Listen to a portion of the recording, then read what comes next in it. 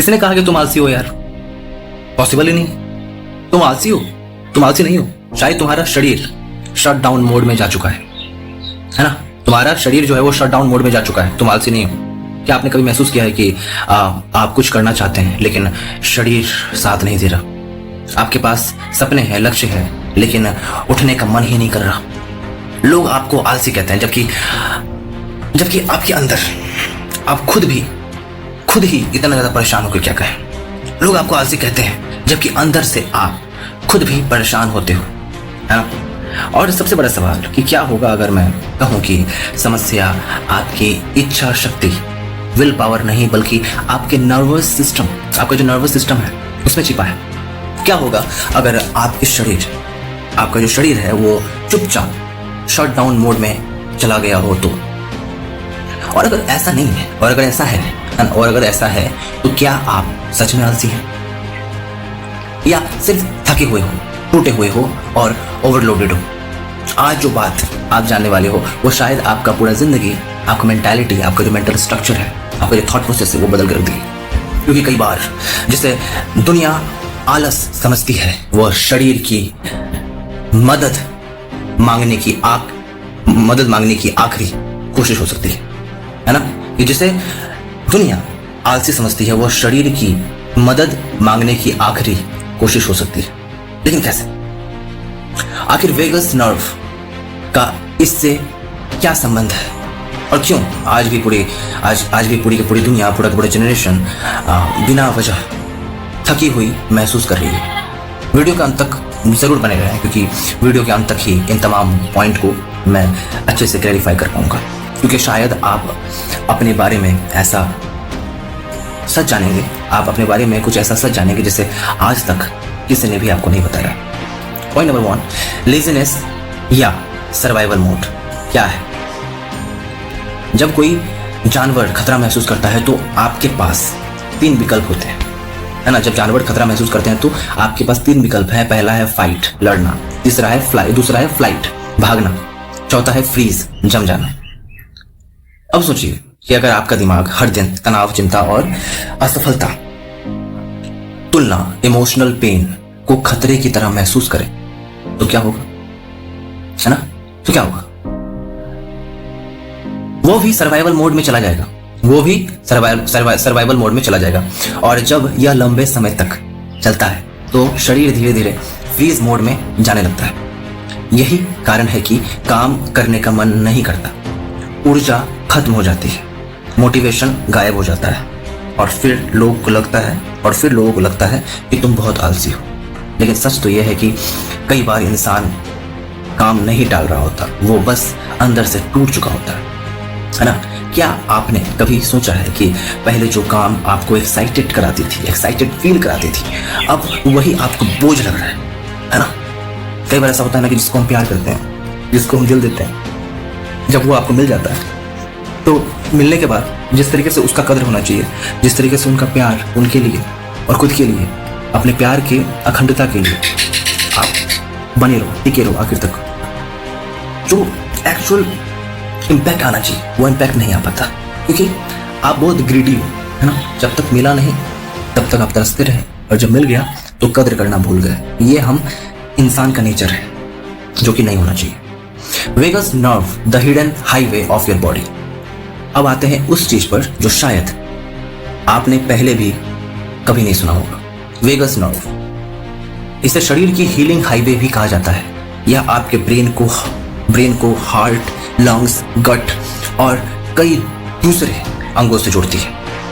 जब यह अच्छी तरह काम करती है, मन शांत रहता है, शरीर रिलैक्स रहता है, फोकस बेहतर होता है, इमोशनल बैलेंस बना रहता है। लेकिन जब लगातार तनाव, चिंता, अकेलापन और ओवरथिंकिंग बढ़ जाती है तो ये जो सिस्टम है वो कमजोर पड़ने लगता है और तब शरीर आपको बचाने के लिए एनर्जी सेविंग मोड में डाल देता है। बिल्कुल वैसे ही जैसे मोबाइल की बैटरी 5% होने पर पावर सेविंग मोड में चली जाती है ना? फोन की बैटरी लो हो तो हम उसे चार्ज करते हैं, लेकिन जब इंसान की एनर्जी लो हो जाती है तो हम उसे आलसी कह देते हैं। यही problem. Point number 3, modern generation की सबसे बड़ी प्रॉब्लम क्या है?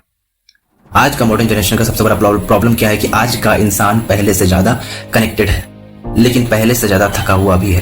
क्यों? सुबह उठते हैं, notification, social media, comparison, right, इन तमाम चीजों में पड़े रहते हैं। बैड न्यूज, स्ट्रेस, दिमाग को आराम मिलने का मौका ही नहीं मिलता। तो एक सवाल खुद से पूछिए, आखिरी बार आपने कब बिना मोबाइल के 30 मिनट शांति से बिताए थे?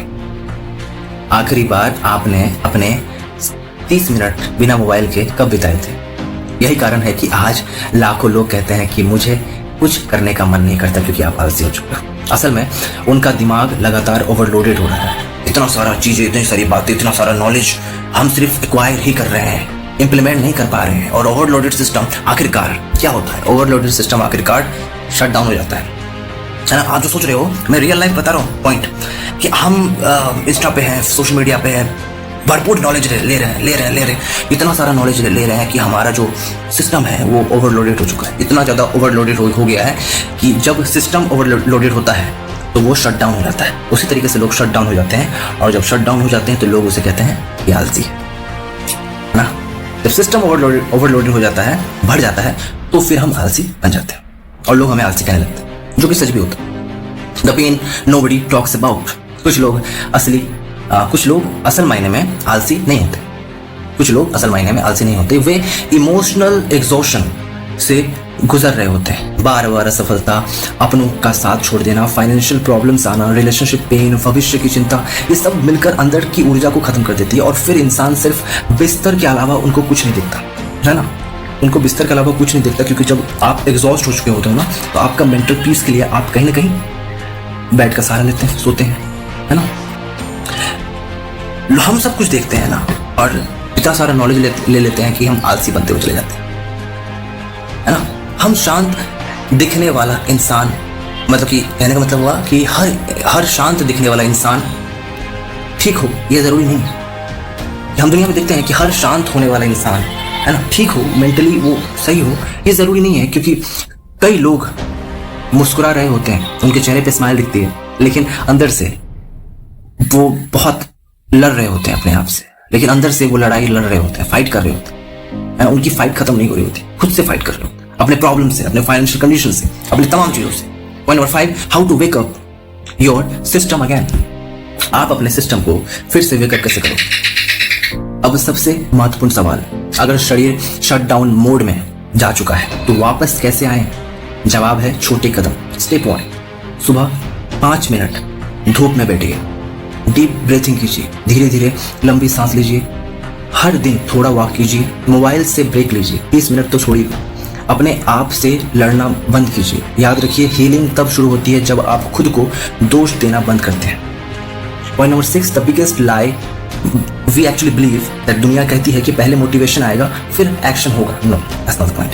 लेकिन सच उल्टा है कि पहले एक्शन होता है फिर मोटिवेशन पैदा होता है, क्योंकि हमारा एक्शन ही नहीं होगा तो मोटिवेशन बिल्ड कैसे होगा, राइट। जैसे कि मैं एक बात कहता हूँ ओपनली, वो ये कि हम जो भी अपनी जिंदगी में काम करते हैं ना, सही गलत जो भी है, तो हमारी जर्नी जो होती है, हमारी जो जर्नी होती है, उस जर्नी से हम बहुत कुछ सीख रहे होते हैं और बहुत हम अपने आप को अवेयर कर रहे होते हैं कि ये चीज़ करना, ये चीज़ नहीं करना। आप सोचो कि आपने एक्शन लिया, आप एक्शन लिए तभी तो आप प्लान कर पा रहे हैं कि क्या सही था क्या गलत है, आप बैलेंस कर पा रहे हैं कि क्या सही है क्या नहीं है, राइट। तभी तो पॉसिबिलिटी बन रही है कि कहाँ से मोटिवेशन लेना है, कहाँ से उसको हम हटाएंगे, इग्नोर करना है। कि हमारी जर्नी में बहुत ऐसी चीज़ें होती है जो हमें डिमोटिवेट करती है, बहुत ऐसी चीज़ें होती है जो मोटिवेट करती है। जो मोटिवेट करती है उससे हम आगे बढ़ते हैं, जो डिमोटिवेट करती है उसको छोड़ देते हैं।